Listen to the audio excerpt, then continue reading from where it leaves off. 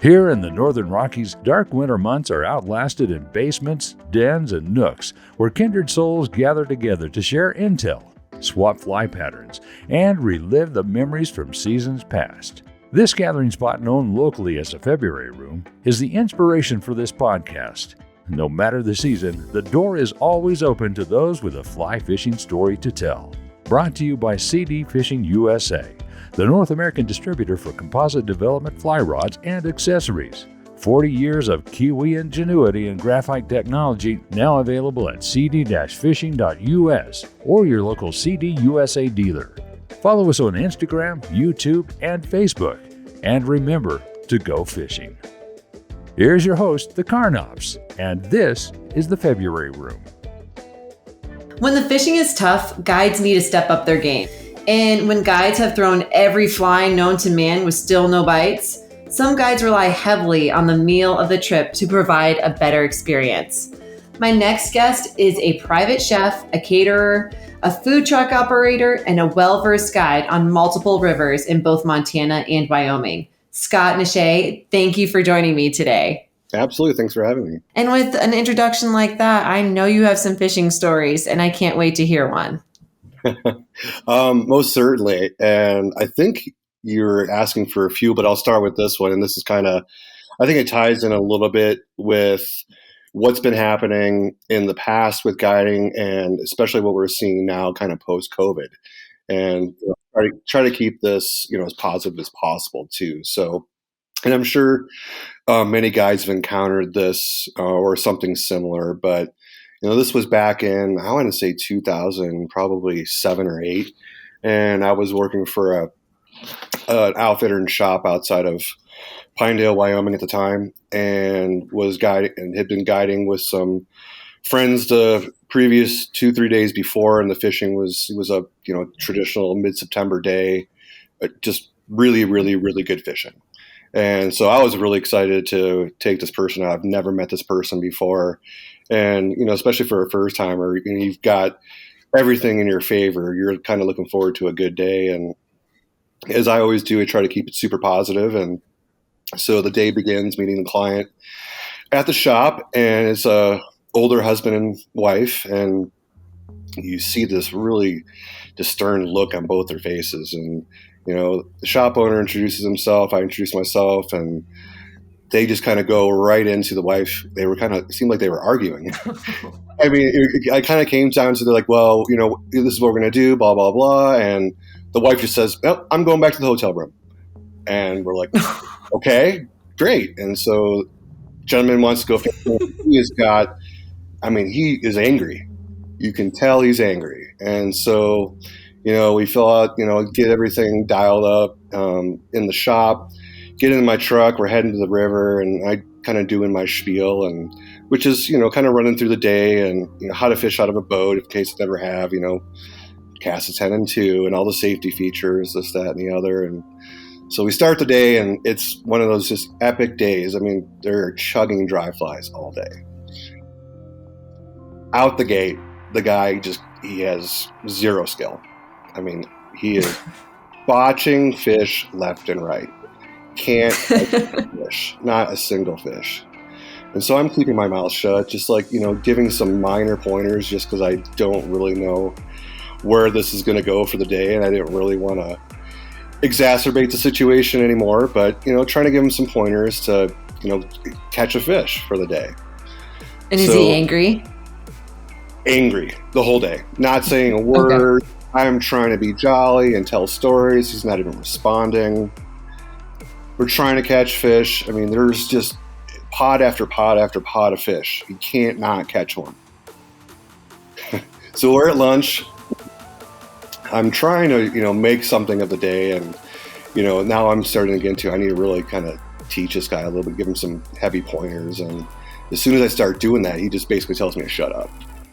Like, no. Yes. Like, all right, well, here's the deal. We're transitioning now. We're going to start seeing some mahoganies, and, we look downstream. There's fish chugging everywhere. We continue. We launch after lunch. Still can't catch a fish. We're an hour and a half, 2 hours into this. Remind you, This guy's having a horrible day. I'm trying to keep everything positive and, hey, we got plenty of opportunity. Don't worry. It's just one of those days. And he's just angry, looking at me. Now he's starting to blame me. Oh, gosh. I don't know what I'm doing. I don't know this. I don't know that. So, it's probably about 3:30. We're kind of getting close to takeout. We're maybe like a mile and a half, 2 miles from the takeout. And mind you, I've probably left a few things out of here. There's been some F-bombs thrown throughout the day, and I've got alligator skin. At you or at like the fish? Both. Both? Oh my God. So finally I see this pot of like probably about 5 or 6 huge fish. And there's browns, there's rainbows, there's cutties rising. It's just a perfect inside bend situation. Don't really need to mend too hard. I mean, this is like, get it in front of them, a good 5-6 feet, get a nice drift, catch a fish. It's really that simple. Guy couldn't do it. And finally turns to me, he goes, "You do it. You show me how to do it." I was like, okay. No joke. First cast, boom, 22-inch cutty. The crimson just exploded into his face. I net the fish. I'm like, here, this is all you got to do is just cast above them, little upstream mend, maybe even just a reach cast in there. They're going to eat it. He takes my rod, and mind you, this is I think back then I was using Sage XP, a really pretty expensive rod. Yes. That's real. Takes my rod, throws it on the bottom of the boat, explodes the reel and the fly rod. I was like, that's it. You're done. Out the boat, you're walking. Oh my gosh. Are you kidding me? Oh, no. I've never had to deal with this sort of abuse from any client before. And, it was like I kind of reached the threshold after several hours of just taking verbal abuse. So he was refusing to. I was like, no, you are getting out of my boat. Otherwise, we are not moving. In fact, I can get out right here because I know the property owner, and I'm going to walk away. And I'm going to take the oars, and you're not going to be able to walk. So he gets out the boat and starts running towards this little county road. And I immediately call the shop, tell him the situation. Well, and while I'm doing that, this guy finally gets cell phone signal. He's calling the shop, screaming, trying to cancel his credit card. And I explained my situation to my outfitter. And he's like, screw this guy. And lo and behold, we still end up getting paid and never saw the gentleman again.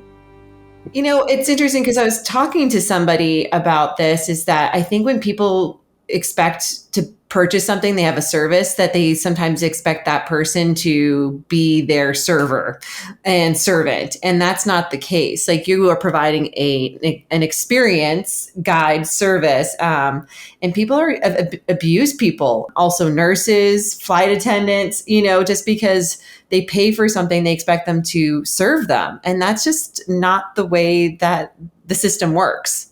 No, not at all. And unfortunately, especially after lockdown, I think they're just not just super sensitive, but the expectations are through the roof. And, a lot of people are just so on edge. And I guess the moral of the story for me is like, you always got to be patient, but there is a time, a threshold.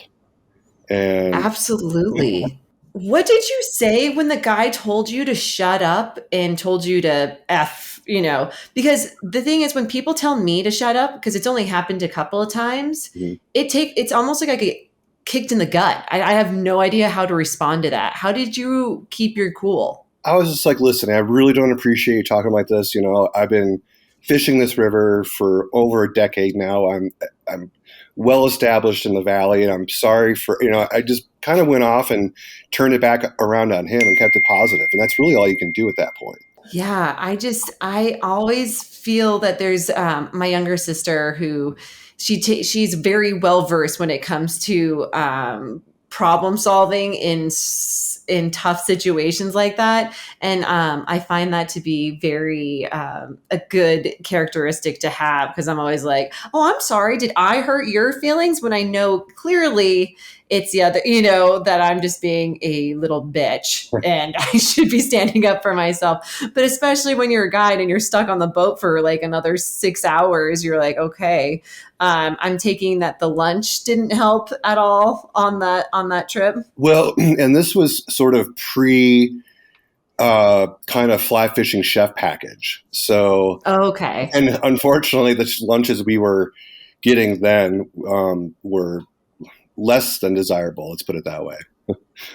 What kind of lunch was back then? Like, what was the normal lunch that was served to your guests? Well, that back then there was a little sandwich shop that was doing the lunches for us, and you would get a probably 7-day-old dry ciabatta bread. God knows what kind of meat. You were lucky to get ham or turkey. If roast beef was in there, you were kicking your heels.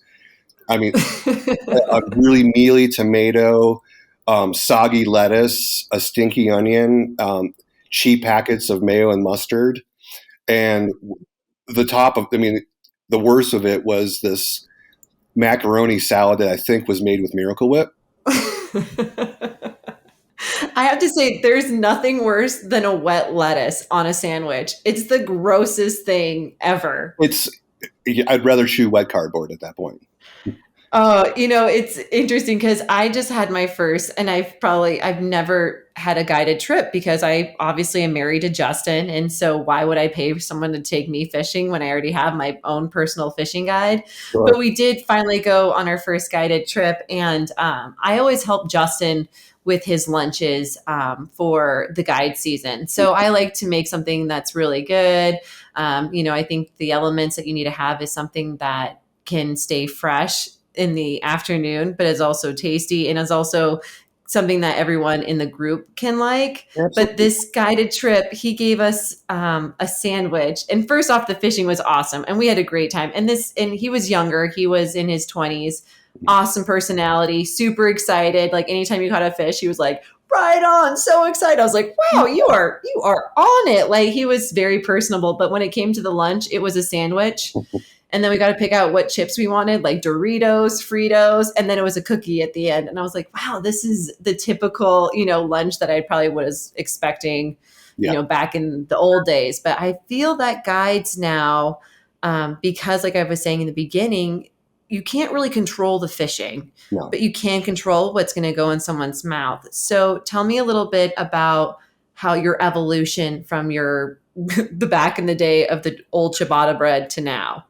Well, pretty simply, after talking, to especially newer clients or clients that I've never had before, we start talking about ourselves and I tell them what I do and they find out you're a chef. Well, then the combination of finding out you're a chef and then you hand them this disgusting lunch, I got sick and tired of hearing, well, why is this so, or it was a combination of they wouldn't even eat the lunch or they would quite literally complain like, how come you didn't make our lunch? I just got sick and tired of hearing it. It made sense for me to start making my own lunch. And from that point, I was still working for this fly shop at the time. I was like, hey guys, I really appreciate you guys, making our lunch, but can you just, reimburse me whatever the $10 that you're paying for the lunch and I'll do my own. And that's kind of where it all started. I can't believe you do that because like I said, I help Justin because on a guide day, you're off the river. You start your mornings at 5:30 in the morning. Oh yeah. Off the river, but then you're having to clean the boat, clean the truck. And then I couldn't imagine at the end of the day having to make a lunch. How do you do that? I kind of keep it simple or simpler and stick to like, 3 or 4 items. And it's just like anything when you're cooking, it's just like anything else, staying ahead of the game. So, making bulk potato salad or, a nice bean salad and that can last for days. And just being prepared, ordering everything ahead of time and not going to the grocery store every single day just to make 3 lunches and fresh. What is your favorite lunch to make on the river? Because I always have, like I said, my hardest when it's coming to making a meal for the river is that you want it to be fresh, but it's been sitting in the cooler. What's your go-to meal? Well, it depends on what season. So like, in the winter and the spring, I like to do, soup and sandwich. I mean, Mm. or chili or gumbo or something like that. Something to warm them up when it's 41 degrees or even colder. It's chilly out there, and it's nice to have a comforting meal. But in this, in the warmer months, I mean, it can be anything. Sometimes I'll make a tuna niçoise salad and just have a big old pile of that. Or Ooh, what is that? it's a classic French salad with tuna and potatoes and beans and peppers, tomatoes, hard-boiled egg, anchovies, and a French vinaigrette. Oh my gosh, that sounds delicious. And it's great. It's filling. It's light. It's got protein. It's easy to make. You throw it in a container and hand them a fork, and you don't have to sit there and make a sandwich and a side and fruit and a cookie or whatever, some sort of sweet. It's actually quite easy, and you can make that a few days in advance and do that every single day and have it ready in 5 minutes. Have you seen that your lunches have saved the day when it comes to having a horrible day on the water? 100%. Absolutely. I was just curious though. So how did you get into cooking? Like, is that something that you've done your entire life? Pretty much. I mean, I can remember my grandmother's Italian, or was Italian. She passed away many years ago, but ever since I was a little kid watching her cook, and I started kind of jumping in when I was like 7. And, from that point on, I would, make myself lunches on occasion growing up, 7, 8, 9, 10 years old. And my first professional opportunity was at 14. Wow. Doing what? Long story short, at that point, I was a caddy at a golf club during the day and a busboy at night.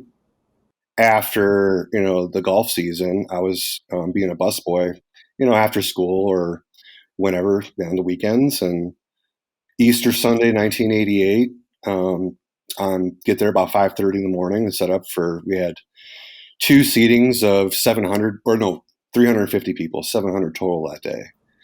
And just do my busboy work, clean glasses and set up silverware, this, that, and the other. And chef comes up to me and he's like, "You know how to make an omelet?" I was like, "Sure." He's like, "Show me." So I did. And he's like, "You're on the omelet station today." I was like, "Okay." And At 14? 14. I even have a picture of it. My first day ever. You'll have to send it to me. I will. And that day, after that day, the chef comes up to me. He's like, "You're not a busboy anymore. You want a job in the kitchen?" I was like, "Sure." And that's when it all started. Doesn't it get a little exhausting? Because I feel that sometimes being the best at being a guide and a chef, like you have a higher platform to perform to everyone. Everyone's looking at you like, okay, he's a great guide and he has some good lunches. So when you're sitting there prepping the lunch, are you just like, gosh, I hope I don't screw this one up for them? I've talked myself up as a chef. No, I mean, I'm not to toot my own horn, but beep, beep, I'm pretty damn confident. I love it. See, you have to have confidence. Yes. For sure. I mean, in anything you do, I think. When I first started guiding, I was probably a little hesitant, especially out west. I mean, I knew what I was doing, but, with, experience, it takes time. And so, I've been doing this quite a long time. So I feel confident in both the guiding and the cooking side. What brings you joy with guiding? I mean, we know that food is a really big part of your life, but why guiding? Why not just quit guiding and just do the chef thing? That's a good question. I mean, I have a passion for both. I really do. But quite honestly, the reason I do it is to kind of break up the monotony and keep it fresh. I mean, you can get out guides. I mean, call it Angry August. Everyone, if you're guiding and you're on day 95 or 102, you're burnt out. And so Yes. it's a balance thing for me. Because you've seen the burnout with, you felt the burnout with guiding, obviously. So you're trying, how many days I guess I should ask, how many days are you on the river, on the water? It's changing right now. And like this last season, I'll be honest, I only did 27 days total. I was so busy with the cooking this season. I could not procure any help. So I I kind of focused in on the cooking a little more this season and didn't take as many guide trips and try to leave some time for myself to fish too. I mean, I don't get to do that anymore. So this season was a little bit more about, focusing on my business and taking care of me. I love that.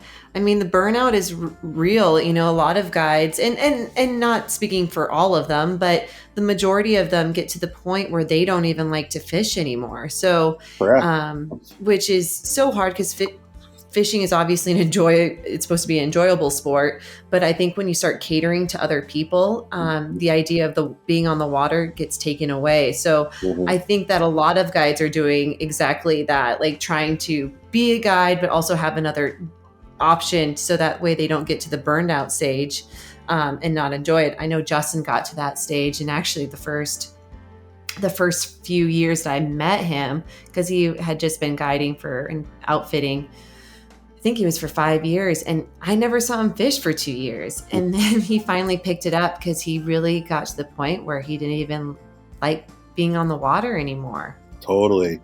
And I think I'm fortunate enough too. I've got a pretty long list of regular clientele.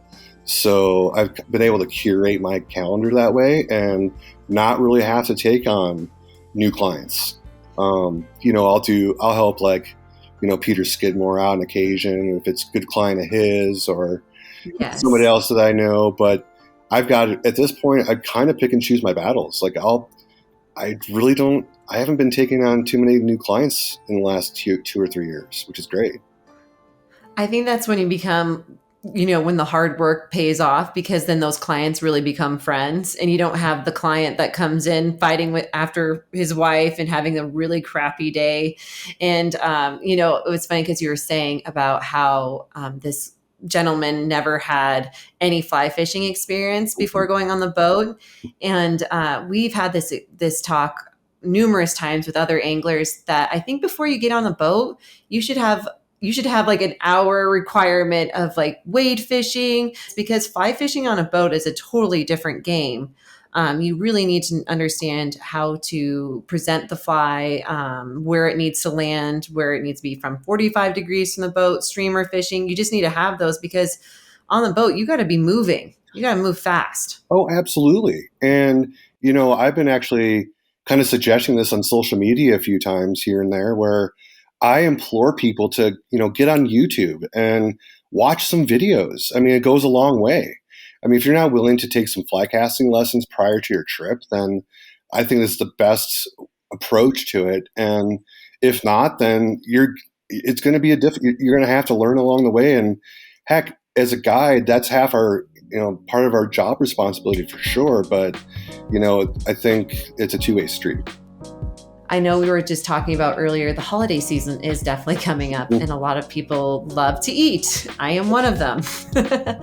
And it's a lot about balancing. How do you get balancing food and timing and people? Like, you need to see people, but you need to cook. And so I'm hoping that you have some recommendations when it comes to the holiday feasts that are most likely coming up for a lot of families.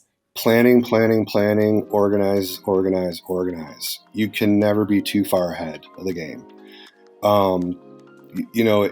There's so many moving parts in what a cook or a chef does, especially when you're running your own business. I mean, you wear, 3, 4, 5, 6 hats at once. So, anything you can do ahead of time to make your life easier and not procrastinate, that's huge. I mean, for Thanksgiving dinner, for example, if you could, one of the most important ingredients, minus the turkey, to me is the turkey stock to make the gravy. So, I mean, I do a quadruple fortified stock. I start the stock.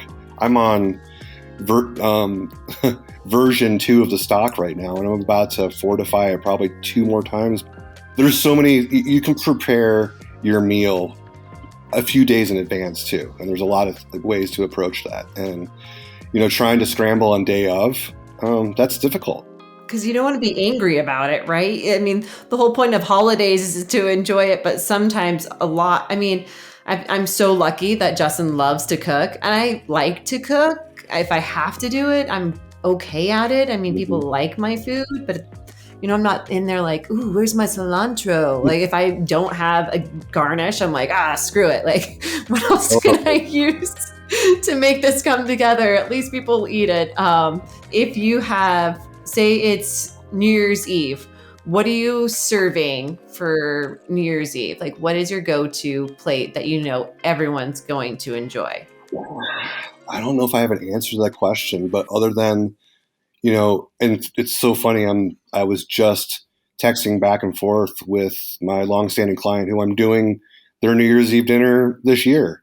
And we've been texting back and forth on, kind of what to do. But typically it ends up being some sort of like festive red meat, Yes. or something lighter. Depends on, how much you're entertaining or going to Christmas parties. And, if you're doing 2-3 parties or 5 of them, between the middle of December and through New Year's, I mean, you're probably having the same thing over and over and over. So people are starting to like lighten up a little bit. So it could be a nice, really nice winter themed fish dish, keeping it light. So I kind of listen to my clients and see what they're thinking and curate menus and tailor them around them.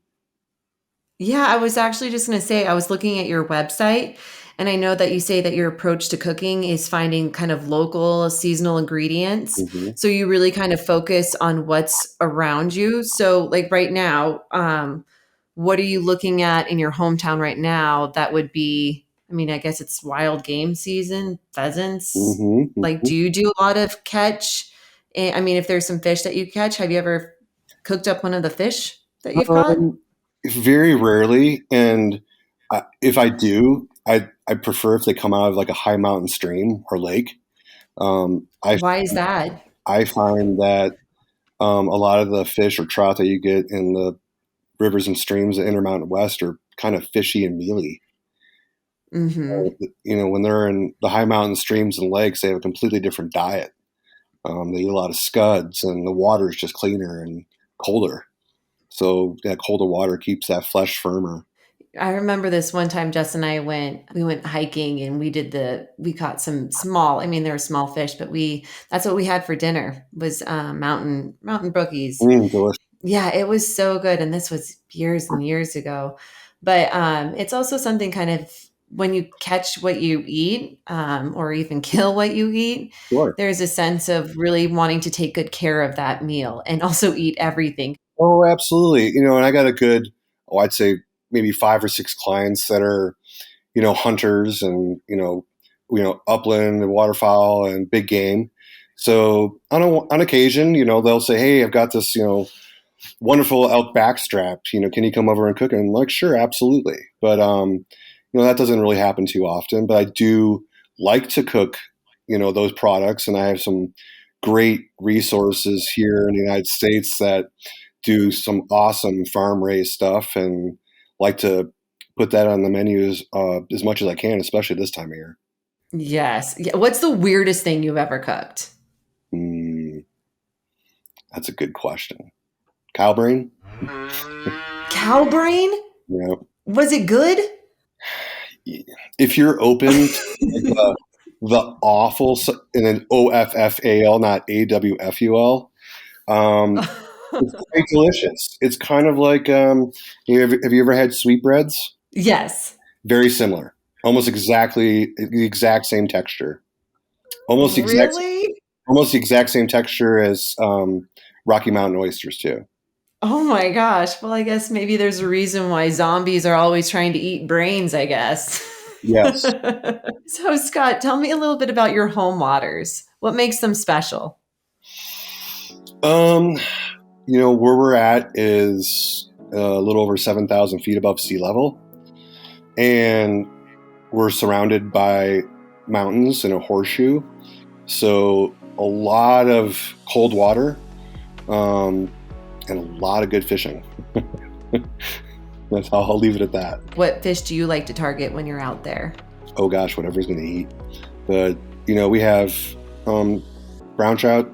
We've got 2 species of cutthroat, rainbows, and the occasional cutbow. So we've got it all. Can you tell us one more fishing story? Sure. I'll keep this one on a super positive one. And this is actually fun and fun. Oh, I love it. So, and this was, I think, this might have been the same year or the front and back end, I can't remember. And this is over the course of 5 days, mind you.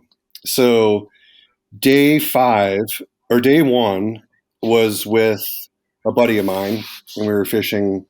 I'll just say the Green River drainage. I won't say where, but floating down the river, conditions were awesome. We were catching a good amount of fish, and my buddy's streamer fishing. And I was like, "Hey, man, just do me a favor.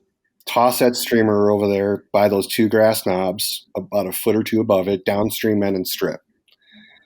So he does, and probably one of the most aggressive takes I've ever seen in a streamer happen.